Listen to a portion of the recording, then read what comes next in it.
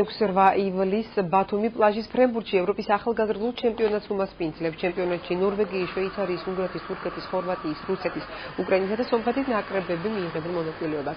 ევროპის ჩემპიონის ტიტულისათვის იბრძოლების საქართველოს ახალგაზრდული ნაკრების ვაჟებისა და გოგონების ნაკრები გუნდით. ჩემპიონატი ბათუმში ქვიშის მოედანზე გაიმართება. ჩემპიონატისათვის სპორტული კომპლექსის გაფართოება მოხდება. ძირითად არენას, რომელიც 1500 ადამიანზეა გათვლილი, კიდევ 400 მაყურებელზე გათვლილი სპორტული მოედანი შეემატა. სპორტული კომპლექსი დღეს საქართველოს ხელბურთის ფედერაციის პრეზიდენტმა, აჭარის სპორტისა და ახალგაზრდობის საქმეთა დეპარტამენტის უფროსთან ერთად მოინახულა.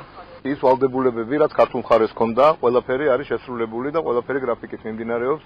თქვენ ხედავთ, რომ დამატებით კიდევ 2 ახალი მოედანი აშენდა ბათუმში და 3 მოედანზე ერთდროულად იქნება ტურნირის მიმდინარეობა.